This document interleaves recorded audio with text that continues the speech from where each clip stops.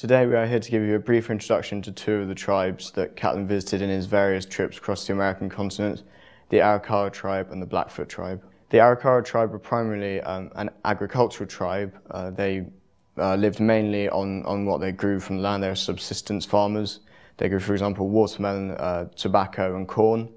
When their harvests were particularly bad, they could go out and hunt buffalo. When they were particularly good, that was very good for them because it gave them excess crops to trade with other tribes. For example, they weren't a particularly military tribe, so they relied heavily on the protection from the Teton Sioux tribe, who they traded their extra crops with for protection. The women of the tribe were the primary farmers. They tended to the crops and harvested them during harvest time, whilst the men attended to the politics and the running of the tribe.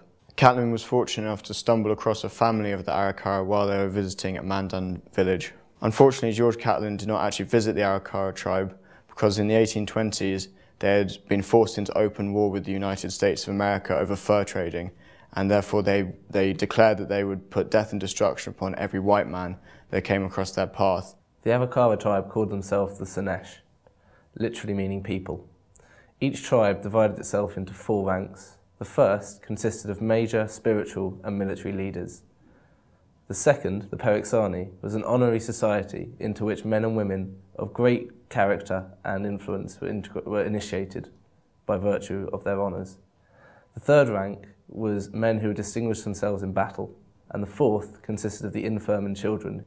The Arikara lived in earth lodges, dug into the ground, and were expected to house the entire family for generations. The religious practices of the Arikara revolved around Mother Corn, who was said to have redeemed the tribe and led them out of the underworld, taught them how to survive and protected them, and Nasharu, the creator. The Blackfoots were buffalo hunters living in nomadic tribes of between 80 and 240 people. They lived in teepees covered with buffalo hide, which were quickly set up and dismantled when the tribe was on the move, following buffalo herds. Catlin painted a picture of the medicine man who performed rituals for the Blackfoot tribe. His body is entirely covered by the skin of the yellow bear. The head of the bear was a mask, and the bear's claws dangled from his wrists and ankles. The medicine man holds a rattle and a medicine spear, and he jumped and growled, making noises to the good and bad spirits on behalf of the dying man. Chiefs in the Blackfoot tribe wore elaborate clothing, headdresses decorated with feathers, for example, whilst their hair was braided into 3. They also painted their faces on special occasions. To create the reddish dye, as seen in some of Catlin's paintings, the chiefs would use iron, while the buffalo's gallbladder provided the yellow paint. The sun dance was the highest form of Blackfoot ceremony. It basically was a ceremony of several hundred songs being sung, and it lasted over a day and a half in the summer months. It's a ceremony that represents prayer, sacrifice and renewal. The Vision Quest was another ceremony that the Blackfoot men would have to do.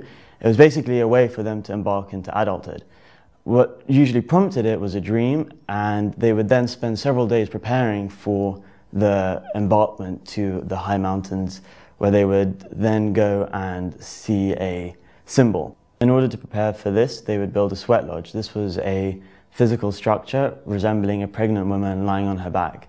They were usually placed near a running river, and the building of the sweat lodge was very ceremonial. The whole process of it and the whole point of it was done to purify the soul. Once in the sweat lodge, the individual would beg Mother Earth to take pity on them, and it would involve them sweating through the pores, and this was done to represent the purification of the soul.